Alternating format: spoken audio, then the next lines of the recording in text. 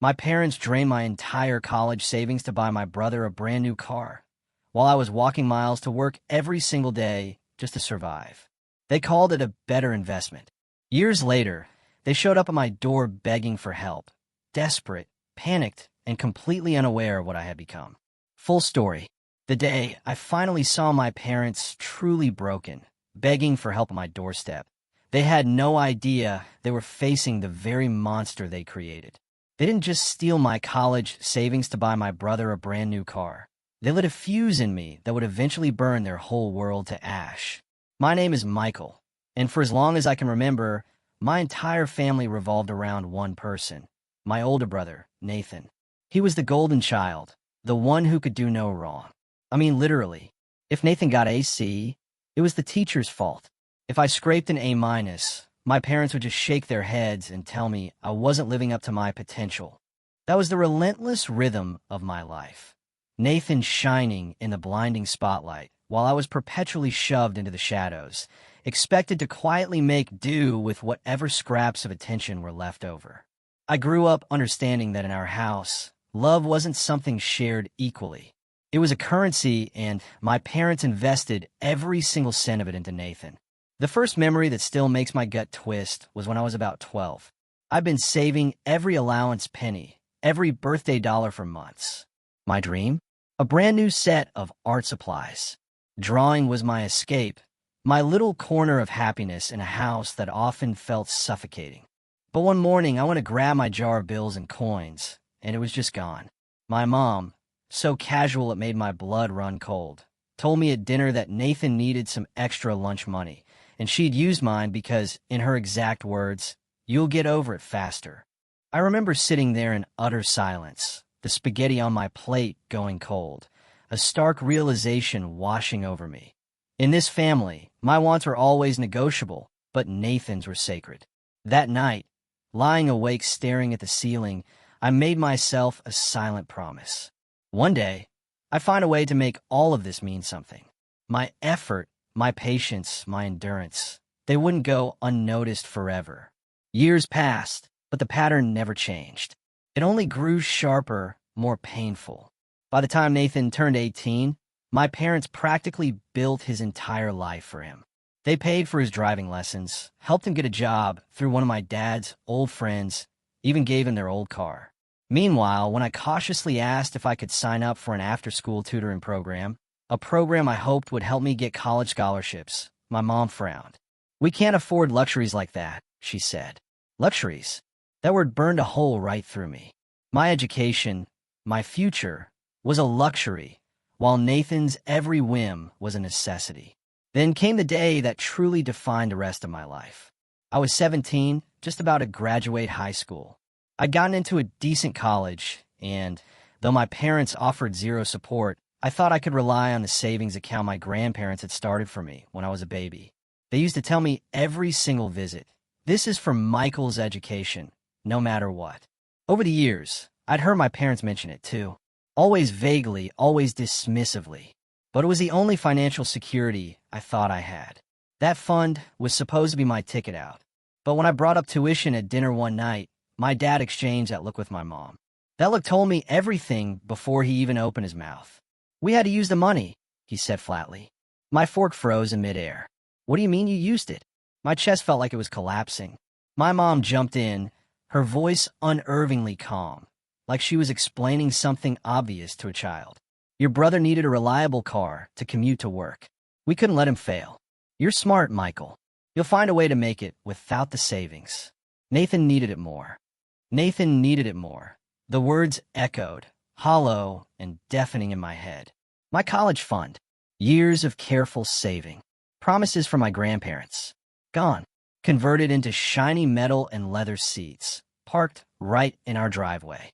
That night, Nathan stood proudly by his brand new car, grinning like a king. My parents fussed over him, taking photos, telling him how proud they were. I stood on the porch, my college acceptance letter folded in my pocket, wondering how I was supposed to walk miles to work while they celebrated the theft of my future. The months that followed were brutal. I picked up shifts at a local diner, sometimes walking 40 minutes in the pouring rain just to clock in. I watched Nathan drive, passed me more than once, music blasting, windows down, never slowing, never acknowledging me. Sometimes I'd get home late at night and see him tossing his keys on the kitchen counter, complaining about how annoying it was to pay for gas. My parents would nod sympathetically, pulling bills from their wallets to cover him while I slipped off to bed with blistered feet and aching legs. The bitterness dug deep into me, but so did determination. I couldn't collapse. I couldn't let this be the end of my story. That's when I learned how to endure. Every step I walked to work, every hour I studied under flickering diner lights after shifts, every time I smiled at rude customers just to keep my paycheck, it all layered into something heavier, something sharper. I was carrying not just my dreams, but a quiet, seething anger. My parents thought they had robbed me of a future, but what they really did was light a fire I refused to let die. Those years after high school were some of the hardest of my life, but they also shaped me more than I ever thought possible. I worked doubles at the diner, picked up odd jobs anywhere I could, landscaping, delivering groceries, cleaning offices. I did it all. Meanwhile, Nathan cruised around town in that shiny car bought with my future, posting pictures on social media about hard work paying off. The irony never failed to make me laugh bitterly under my breath. But if there's one thing I learned, it's that silence can be powerful. I didn't scream, didn't argue, didn't let them see me break. I let them believe I was defeated, when in reality, I was building something in secret. While I was clawing my way through those early years, the favoritism at home only grew sharper, cutting deeper every time I visited. My parents liked to act as though Nathan's success was a shared family achievement, and my struggles were solely my own fault. I remember one night when I came home after a 12-hour shift, smelling like fryer grease and stale coffee.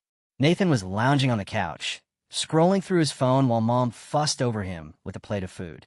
Dad looked me up and down as I walked in, utterly exhausted, and said, "Michael, maybe if you were more like your brother, you wouldn't be working yourself to death." Nathan chuckled without even looking up. I bit my tongue so hard I tasted iron, but I didn't say a word. There were countless small cuts like that. At family dinners, conversation always revolved around Nathan, his job, his car, his future plans. If I tried to share something, Mom would wave her hand and say, "We'll talk about that later." Later never came. On birthdays, Nathan got gifts wrapped in glossy paper. Expensive headphones, new clothes, gadgets. When it was my turn, I got socks, maybe a cheap wallet, and always the phrase, "We're saving money these days." You understand. But the worst came during my second year of college. Yes, I found a way to get there despite them. I had scraped together enough scholarships, grants, and loans to enroll at a state school, balancing classes with brutal work hours. One weekend, I came home to find Nathan proudly announcing that Mom and Dad had co-signed a loan for him so he could start his own business, a car detailing shop of all things. He'd been watching YouTube tutorials for months and suddenly fancied himself an entrepreneur. I remember sitting there clutching the strap of my worn-out backpack, listening to Dad say, "Sometimes you have to take risks for the child who's going places." That sentence nearly broke me. The child who's going places. I had been killing myself trying to make something of my life. And yet, in their eyes, Nathan was the only one worth gambling on. That night, I went back to campus and studied until dawn, tears blurring the pages of my textbooks. I swore to myself again that one day they'd regret every word, every choice that painted me invisible. The tension didn't just stop with favoritism. It spilled into outright manipulation. During breaks, when I came home, my parents would guilt-trip me about not contributing enough money to the household. "Nathan has expenses," Mom would say, "and you've always been so independent. Can you help out a little more?" It baffled me how they could look me in the eyes and ask for money, knowing I was drowning in debt and working 2 jobs while Nathan burned through cash on business ideas and late-night parties. Once, they even asked if I could put my name down on a credit card for Nathan to build his credit. I laughed right in their faces and walked out. But inside, I felt sick at how shameless they had become. The more they tried to pull me back into their orbit, the more distance I put between us. Phone calls went unanswered. For holidays, I made excuses to stay on campus. I focused on my work, my studies, my slow but steady climb upward. I told myself that success would be my revenge. But at night, lying awake in my cramped dorm, I couldn't shake the anger that simmered beneath everything. I didn't just want to succeed. I wanted them to see it, to choke on it, to realize they had gambled away the one child who had actually been fighting for something real. And yet, the deeper I pulled away, the harder they pushed. My parents started showing up unannounced at my apartment near campus, bringing food containers with Nathan's leftovers, as if that would lure me back. They'd lecture me about families sticking together, while simultaneously reminding me how much they had sacrificed for Nathan. At one point, Mom even tried to guilt me by saying, "We wouldn't have been able to get him that car if you hadn't been so understanding." Understanding. That was her word for it, as if I had agreed to let them rip the rug out from under me. By the time I turned 21, I had stopped seeing them altogether unless I had no choice. I graduated quietly without even telling them the date of the ceremony. And when I got my first job offer, I celebrated with friends instead of family. But the tension was always there, hanging over me like a storm cloud. I knew that one day they'd come back around, not with apologies, but with expectations. That's the thing about people like my parents. They don't see betrayal when they commit it. They only see opportunity when they think you've risen high enough to be useful again. And I was right. That day came sooner than I expected. The phone call came on a rainy Tuesday night, just as I was wrapping up a late shift at the office. I was 23 then, only a year into my first real job after college. It wasn't glamorous, but it paid decently, and I was finally starting to feel the ground steady beneath me. My phone buzzed in my pocket, and when I saw Mom on the screen, my gut twisted. I hadn't spoken to her in months, and calls from my parents were never good news. Against my better judgment, I answered. "Michael." Her voice came, sugary sweet in a way that immediately put me on edge. "It's been too long.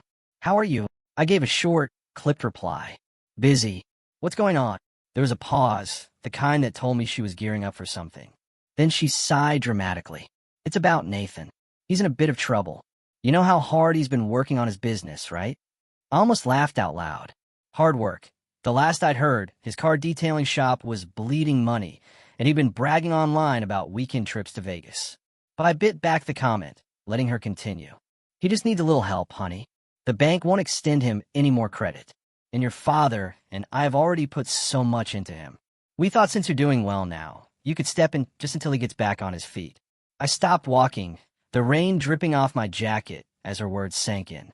They wanted me. Me? The son they'd robbed blind to bail Nathan out. My throat tightened, but I kept my voice even. "No, I can't do that." There was silence, then a sharp edge in her tone. "Michael, he's your brother. Family helps family." I hung up without another word. My hands were shaking, not just from anger, but from the deep ache of realization. They hadn't changed at all. In their eyes, I wasn't a son. I was a resource, a backup plan for Nathan's failures. I thought that would be the end of it, but I underestimated just how far they would go. A few weeks later, I came home to my apartment after a long day to find an envelope slipped under my door. Inside was a letter from the bank. At first, I thought it was junk mail, but when I read closer, my stomach dropped. It was a notice about a loan, one I had never applied for. A loan in my name. Panic set in. I called the bank immediately, demanding answers. After a maze of transfers, a representative confirmed it. There was a loan application with my information, name, address, social security number, signed and approved. The funds had already been dispersed. My blood ran cold as the details unfolded. The listed co-signer was Nathan. I remember sitting on my couch in stunned silence, the letter trembling in my hands. My parents hadn't just asked me for help. They had taken it. Somehow, they had used my information, my identity, to secure money for Nathan. It was fraud. It was betrayal on a level I hadn't even thought they were capable of. The next day, I drove to their house, my chest tight with fury. When I walked in, Nathan was sprawled on the couch, watching TV with a smug grin. Mom was in the kitchen, humming like everything was normal. Dad looked up from his newspaper with that same dismissive expression I'd known my whole life. I slammed the letter on the table. "What is this?" My voice cracked with rage. Mom barely flinched. "Oh, that. Don't be so dramatic, Michael. It's just paperwork."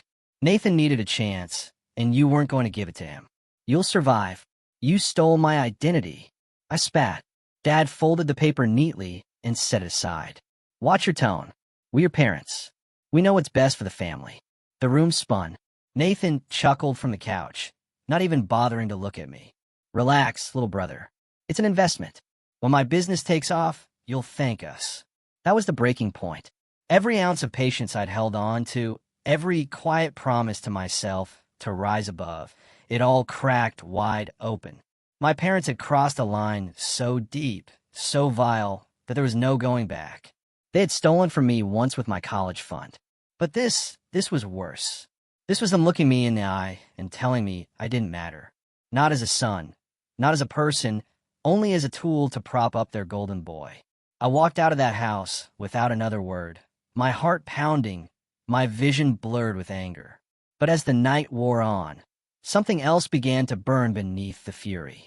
A clarity, a plan. If they wanted to use me like a resource, then they had no idea what kind of storm they had just unleashed. That was the night I stopped being their son in any sense of the word. That was the night I decided I wouldn't just get even. I would take back everything they had ever stolen from me and more. And the first step was already forming in my mind. After that night, it felt like the floor had dropped out from beneath me. I didn't tell anyone at first. No friends, no coworkers. I carried the weight of that fraud, noticed like a secret stone in my chest. Too heavy to share, too shameful to explain. Every time I checked the mail, there was another reminder, a bill, an interest statement, a warning about late payments I had never agreed to. My credit, something I had been carefully protecting while juggling scholarships and loans, was suddenly crumbling because of a decision I never made. The worst part wasn't even the money. It was the isolation. I couldn't shake the image of Nathan's smug grin, my parents' cold dismissal. The three people who were supposed to have my back had turned into the very people tearing my life apart. I'd walk to work some mornings, hands shoved deep in my pockets, wondering how much more I could take before I snapped. I had spent years swallowing their favoritism, their mockery, their constant reminders that I was the lesser son. But this was different. This wasn't just favoritism. This was sabotage. There were nights I didn't sleep at all. I'd sit at my desk, staring at spreadsheets from my job, trying to focus while my thoughts drifted back to the mess my parents had created. I'd wonder if I was doomed to spend my life cleaning up after Nathan's failures. Sometimes I'd even question whether I was cursed somehow, born into a family that would rather break me than see me thrive. My grades, my work, my sacrifices, they never mattered to them. Only Nathan did. And yet, as the weight pushed me lower, something inside me hardened. If I couldn't rely on them, and by now it was crystal clear that I never could, then I had to build something for myself, something untouchable. I started researching late into the night. Not just how to dispute fraudulent loans and protect myself legally, but how to protect everything I was building. I met with a financial advisor for my company, framing my situation as a hypothetical, but absorbing every word about securing assets, establishing trusts, and shielding income. The more I learned, the more I realized that while my parents thought they had buried me, they had actually handed me the blueprint for freedom. Still, the immediate reality was harsh. I couldn't qualify for a decent apartment lease because of the loan. I had to keep my head down at work, terrified that if anyone dug into my credit, they'd assume I was reckless. For a few months, I lived in a crumbling studio with mold on the ceiling and neighbors who fought loudly through paper-thin walls.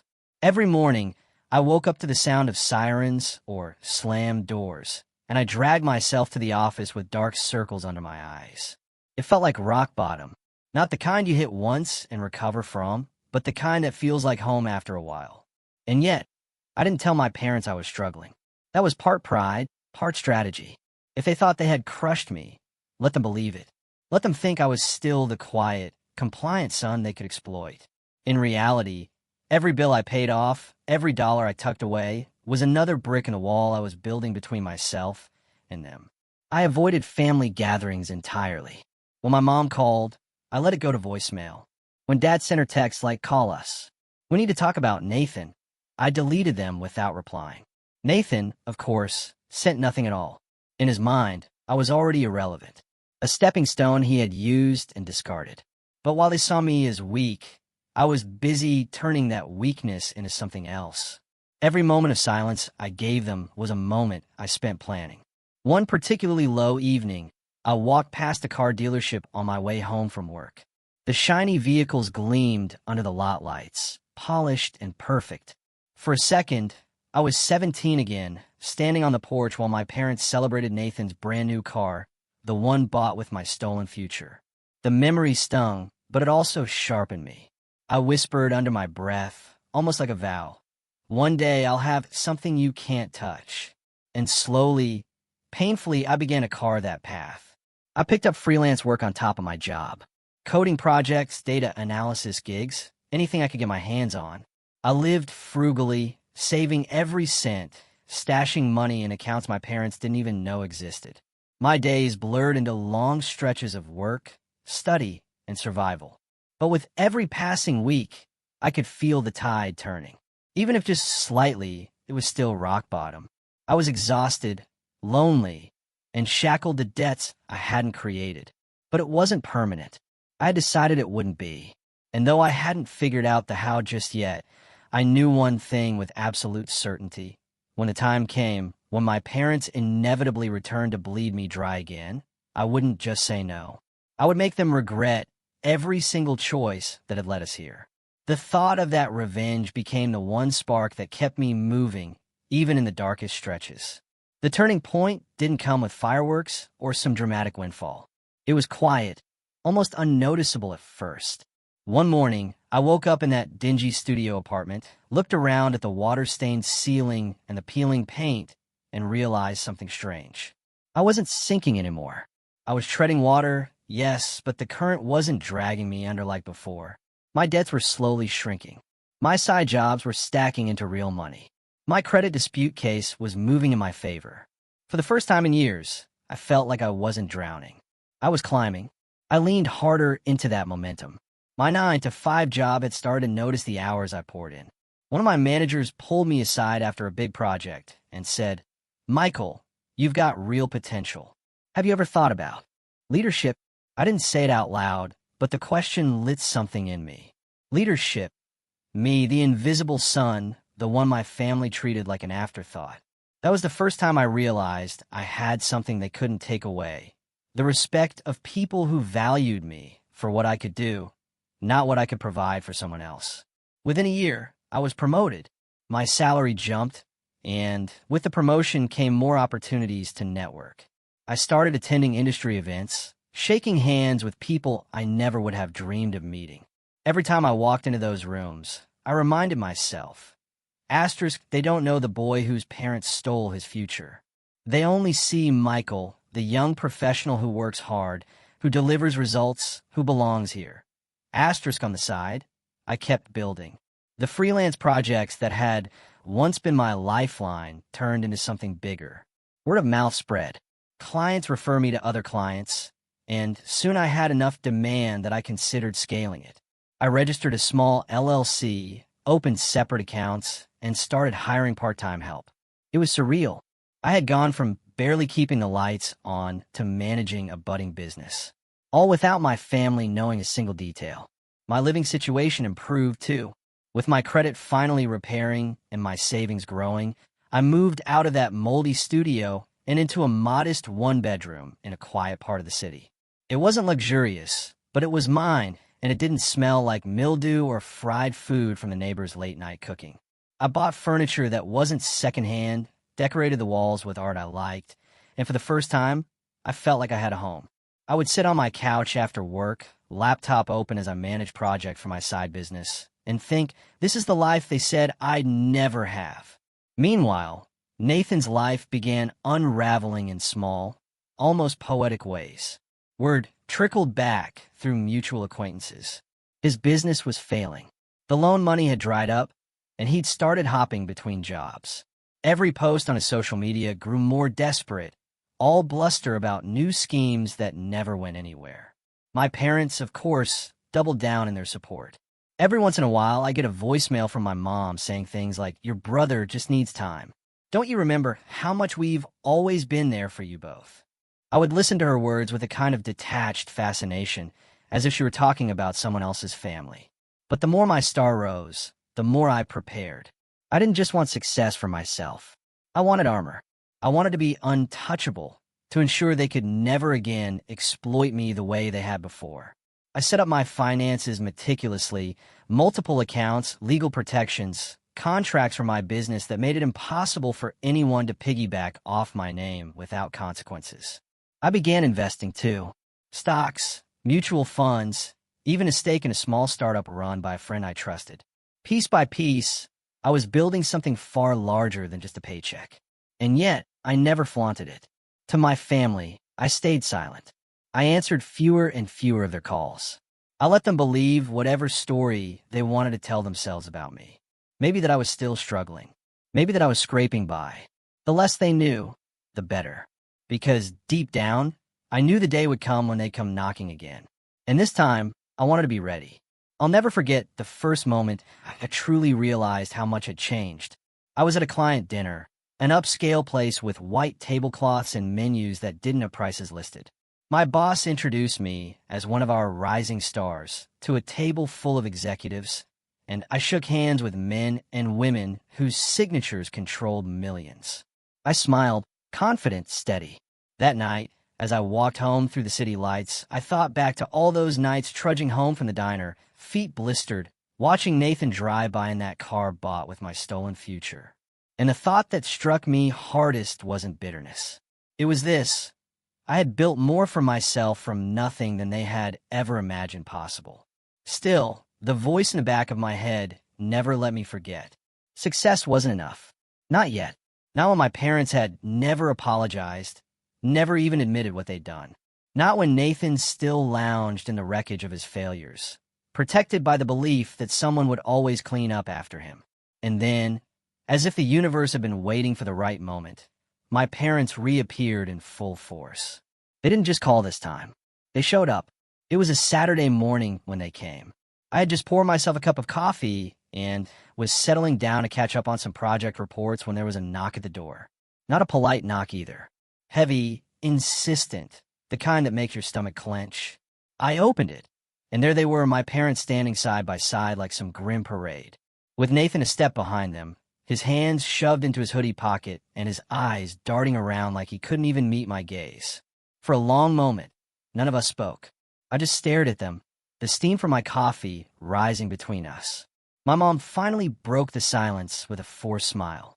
"Michael, you look well." Her voice cracked on the last word, and I noticed the lines on her face deeper now, her eyes tired. My dad's jaw was tight, his expression a blend of pride and desperation. Nathan looked worse than both of them, unshaven, his posture slumped, a shadow of the smug brother I'd once known. "What do you want?" I asked flatly. My mom flinched but pressed on. We need your help. Things have been difficult. Nathan's business. It didn't work out, and the house. We're behind on payments. The bank." She faltered, then tried again. "Michael, we know you're doing well now. We thought maybe you could help us get back on our feet, just until things stabilize." I took a slow sip of coffee, letting the silence stretch until it became almost unbearable. "No," I said simply, and started to close the door. But my dad jammed his hand against the frame. "Don't be like this," he snapped. "You wouldn't even be where you are without the sacrifices we made. We gave your brother a chance, and now it's your turn to give back to the family." The audacity almost made me laugh.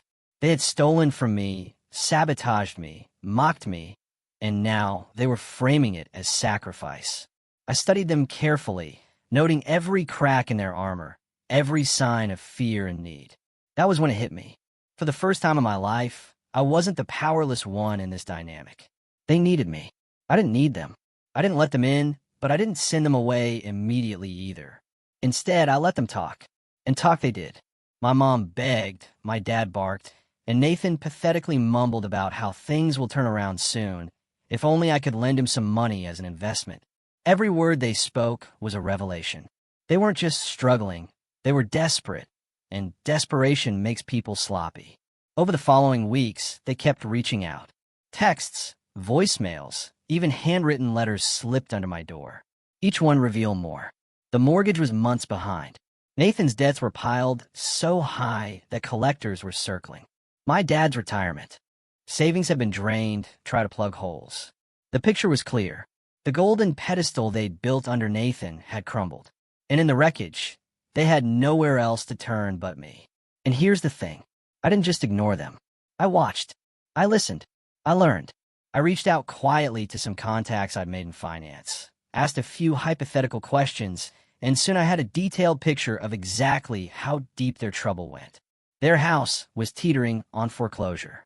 Nathan's credit was worse than mine had ever been, and he had liens against his so-called business. They were cornered animals, and I was the one holding the door. At the same time, my own position was stronger than ever. My promotion at work had turned into a senior role, giving me influence and visibility. My side business was thriving, with contracts that secured steady income well beyond my salary. I had investments maturing, assets locked safely away, and legal protections in place. Financially, I was untouchable.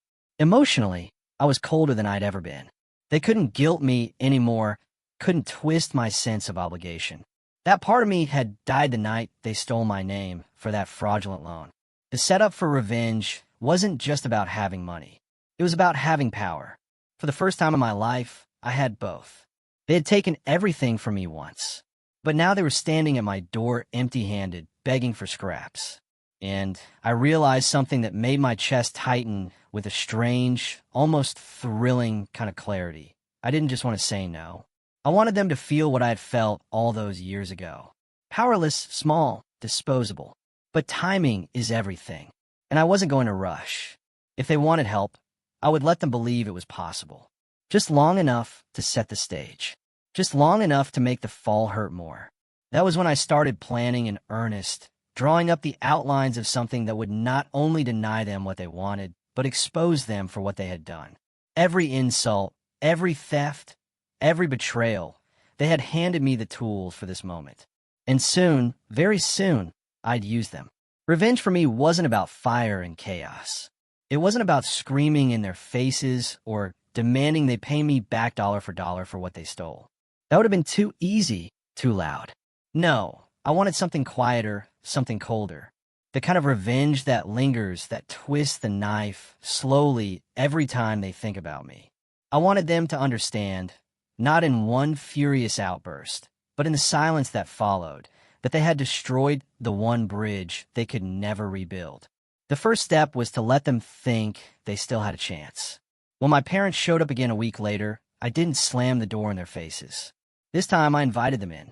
The look of relief on my mom's face almost made me laugh. They sat at my table, looking around my apartment with thinly veiled surprise. It wasn't extravagant, but it was neat, modern, and filled with things I'd worked for myself. My dad cleared his throat, his pride fighting against his desperation. "We knew you'd come around," he said, as though I had agreed to anything. I listened as they laid out their problems again. The overdue mortgage, the debt collectors, Nathan's failing ventures. They spoke as though all of it was just a temporary setback, something a family contribution could easily fix. Nathan finally piped up, his voice sharp with entitlement despite the bags under his eyes. "If you just cover the mortgage and help me restart the business, we'll be fine. It's an investment in the family." I let them talk, nodding occasionally as though I was considering it. Then, with perfect calm, I said, "I'll think about it, but I need to see the paperwork, the mortgage, the debts, the business expenses. If I'm going to put money into this, I need full transparency." The relief on their faces was immediate. They agreed eagerly, promising to gather everything. My mom even touched my hand and whispered, "We knew you wouldn't abandon us." I smiled thinly, hiding the storm inside me. What they didn't realize was that I already had most of the information. Through contacts and careful research, I knew more about their finances than they thought possible. But asking for the paperwork wasn't about facts. It was about watching them hand me the rope they'd eventually hang themselves with. Over the next few weeks, they delivered stacks of documents. I took them politely, scanning each page as though I were genuinely considering helping. Behind closed doors, though, I compiled everything into a neat, devastating picture. Years of reckless spending, loans opened in my name, assets drained, all while Nathan burned through money on cars, parties, and empty ventures. They had destroyed themselves, and all I had to do was hold up the mirror. The moment came when they pressed me for an answer. We sat again at my kitchen table, the three of them looking at me like starving wolves waiting for meat. My dad leaned forward. "So, are you going to step up or not?" I opened a folder and slid the papers across the table. "Here's what I see," I said calmly. "You took my college savings and bought Nathan a car. You committed fraud by opening loans in my name. You've drained your retirement. Your house is on the edge of foreclosure, and Nathan owes more than he could pay back in 3 lifetimes. And now you want me to fix it." Their faces paled.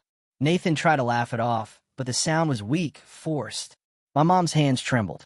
My dad's jaw tightened, but even he couldn't mask the fear in his eyes. I leaned back, folding my arms. "Here's my decision. No, not a cent. You'll lose the house. Nathan will drown in his own debts, and you'll finally have to live with the consequences of every choice you made." The silence that followed was electric. My mom's eyes filled with tears, but I felt nothing. My dad started to protest, but I raised a hand to cut him off. "Don't. You made your bed when you chose him over me every single time. You don't get to crawl back now." I stood, walked to the door, and held it open. "Get out." They shuffled past me, broken in a way I had never seen before. Nathan muttered something under his breath, maybe an insult, maybe a plea, but I didn't care enough to listen. When the door shut behind them, I felt a calmness settle over me. It wasn't joy exactly. It was something sharper, cleaner. For once, I had the power, and I had wielded it with precision. But the true revenge wasn't just in saying no. It was in making sure they had no way to twist the narrative, no way to paint me as the ungrateful son. I had the documents, the proof of everything they'd done, and I knew exactly what to do with them. Because if they thought losing my help was the worst that could happen, they were about to learn how wrong they were. The fallout was quieter than I imagined, but far more devastating for them. I didn't need to raise my voice or slam my fist on a table. My proof did all the work for me. I started with the fraudulent loan they had taken out in my name. I filed a full report with the bank, attaching the paperwork they themselves had handed over to me. When the fraud investigator called for a follow-up, I answered every question calmly, providing signatures, dates, and even a voicemail my mom had left months earlier, practically admitting they just needed to help Nathan. The investigation moved faster than I expected. Within weeks, the bank cleared me of liability. My credit, my future, was safe. The loan, however, didn't just disappear. It shifted back to its origin. Them, my parents and Nathan, were now fully responsible for the debt they had tried to bury me under. Next came the mortgage. With the information I'd gathered, I quietly tipped off a legal aid office that specialized in foreclosure cases. I wasn't trying to save them. I wanted everything documented. Their reckless spending, their inability to pay, the fact that they had siphoned my savings into a car that Nathan had wrecked years earlier. The lawyers filed notices that became part of the public record. Anyone could now see just how badly they had mismanaged everything. Their respectable reputation in the neighborhood began to unravel overnight. And as for Nathan, his business debts caught up with him swiftly. Creditors began circling. I knew because one of them, recognizing my last name, accidentally contacted me first. I redirected them, of course, but not before forwarding them copies of the financial statements Nathan had so proudly shown me, claiming they were proof of his potential. With those documents, the creditors had everything they needed to press harder. The first real fallout came when my dad called me, voice shaking with rage. "You destroyed us," he shouted. "Do you have any idea what you've done?" I let him scream, then cut in with a voice as steady as stone. "No, Dad, you destroyed yourselves. I just stopped you from destroying me too." And I hung up. After that, the calls stopped. Instead, I began hearing whispers from old neighbors and distant relatives. My parents had lost the house. Nathan had filed for bankruptcy. The family who once paraded their golden child around, mocking me as the lesser son, had become a cautionary tale in the community. Their downfall wasn't loud or dramatic. It was slow, humiliating, inescapable, exactly the way I wanted it. Months later, I drove past their old house on a whim. It was empty, the windows dark, a foreclosure notice taped to the door. Nathan's car, the one they had stolen my college fund to buy, was gone too, probably repossessed years back. For a moment, I stood there on the sidewalk, staring at the place where so much of my pain had been born. And instead of bitterness, I felt something colder. Closure. I never saw them again after that. Not in person, at least. I moved forward with my life, my career, my business.